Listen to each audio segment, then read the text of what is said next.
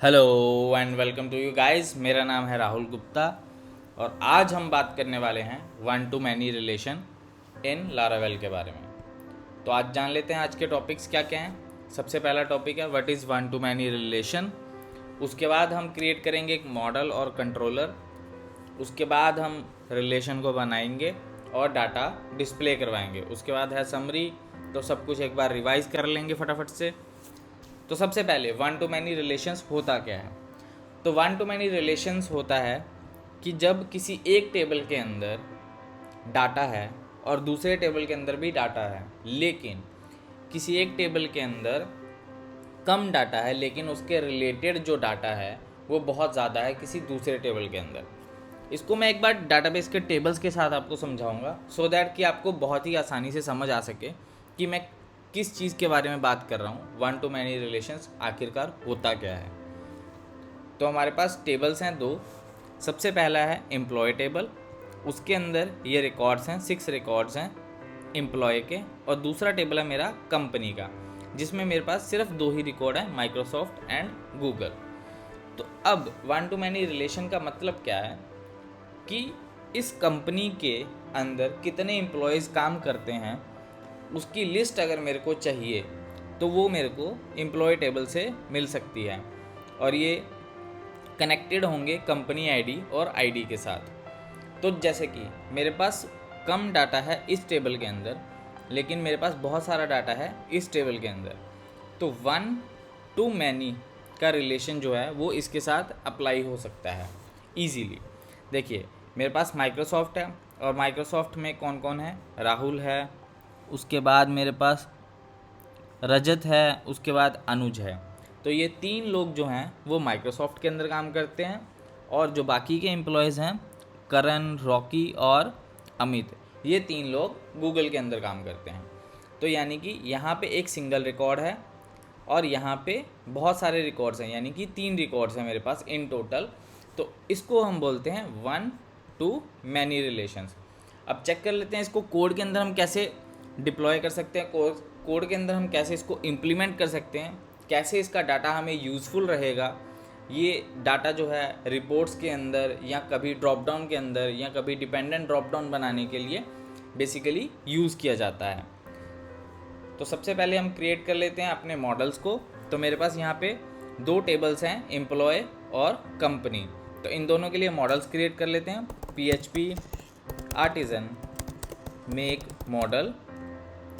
तो सबसे पहला मॉडल मैं एम्प्लॉय क्रिएट कर लेता हूँ और दूसरा मॉडल मैं कंपनी क्रिएट कर लेता हूँ। तो जैसा कि अब हम कंपनी के साथ रिलेशन बनाने वाले हैं एम्प्लॉय का, तो मैं कंट्रोलर का नाम भी कंपनी ले लेता हूँ। तो उसके लिए क्या करना पड़ेगा, PHP artisan make controller company controller. तो मैंने एक कंट्रोलर क्रिएट कर लिया है कंपनी के नाम से। अब इसके बाद मैं एक सर्वर भी स्टार्ट कर लेता हूँ, PHP आर्टिजन सर्व। तो मैंने सर्वर को भी स्टार्ट कर लिया है, एक बार चेक कर लेते हैं ब्राउज़र के अंदर।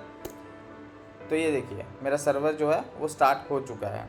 ठीक है, अब मैं क्या करता हूँ, अब मैं प्रोजेक्ट ओपन कर लेता हूँ। तो ये मेरा बेस राउट है। तो एक बार चेक कर लेते हैं हमने जो अभी मॉडल्स बनाए हैं उनको भी, कंपनी मॉडल, एम्प्लॉय मॉडल और कंट्रोलर को चेक कर लेते हैं। तो ये रहा मेरा कंपनी कंट्रोलर। अब मैं कंपनी कंट्रोलर को, कंपनी मॉडल को एक बार ओपन करके इसके अंदर मैं अपना टेबल डिफाइन कर देता हूँ सो दैट ये करेक्ट टेबल को डायरेक्ट करे।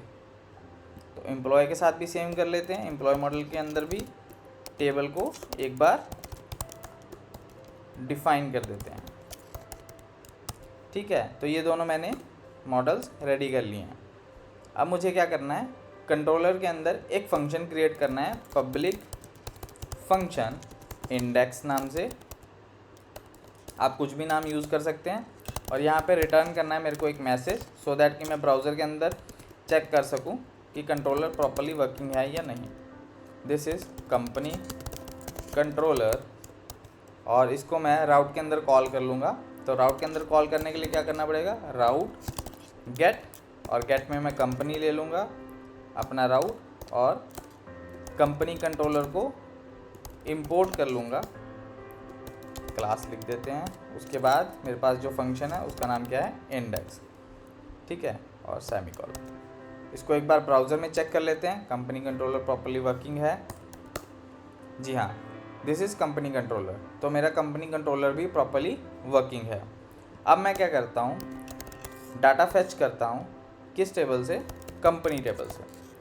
तो कंपनी टेबल से डाटा फैच करने के लिए क्या करना पड़ेगा, कंपनी मॉडल को इंपोर्ट करना पड़ेगा और गेट के साथ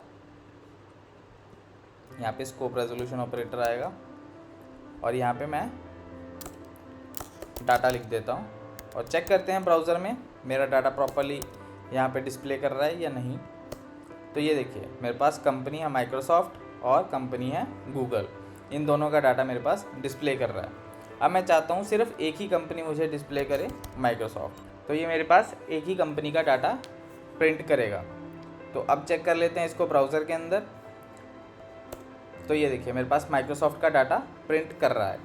अब मैं क्रिएट करने वाला हूँ एक फंक्शन कंपनी के अंदर, और इस कंपनी के अंदर जो फंक्शन मेंशन करूँगा उसके अंदर मैं कॉल करूँगा वन टू मैनी रिलेशन के लिए। तो लिख लेते हैं पब्लिक फंक्शन एम्प्लॉय डाटा, और इसके अंदर हम कॉल करते हैं, रिटर्न करते हैं दिस हैज़ मैनी को, क्योंकि पिछली बार हमने जो यूज़ करा था वो हैज़ वन था। और यहाँ पे मैं मेंशन करूँगा एम्प्लॉय को, एम्प्लॉय के मॉडल को, और उसके साथ हम लिखेंगे क्लास, और इसके अंदर हम कॉल करेंगे इसको कंपनी आईडी को, और यहाँ पे मैं लिखूँगा आईडी, ठीक है। तो यहाँ मैंने आईडी मेंशन कर दिया। अब चेक कर लेते हैं इसके साथ रिलेशन क्रिएट करके एक बार के लिए। तो यहाँ पे मैं कॉल करूँगा एम्प्लॉय डाटा को, ठीक है। इसी फंक्शन को मैं यहाँ पे कॉल कर रहा हूँ और चेक कर लेते हैं ब्राउज़र के अंदर क्या मेरा डाटा प्रॉपर्ली डिस्प्ले हो रहा है, कोई एरर तो नहीं है। तो ये देखिए मेरे पास प्रॉपर्ली सारा डाटा डिस्प्ले हो रहा है जो माइक्रोसॉफ्ट कंपनी के अंडर काम करते हैं। तो देखिए इसकी कंपनी आईडी भी 1 है, इसकी कंपनी आईडी भी 1 है, और इसकी कंपनी आईडी भी 1 है। तो सेम अगर मैं इसको कंपनी को गूगल कर देता हूँ यानी कि 2 कर देता हूँ और इसका डाटा चेक करते हैं, तो इसकी कंपनी आईडी 2 है, यानी कि करण, रॉकी और अमित का डाटा यहाँ पे डिस्प्ले कर रहा है। तो इसी तरीके से इसको हम बोल देते हैं वन टू मैनी रिलेशन, ठीक है।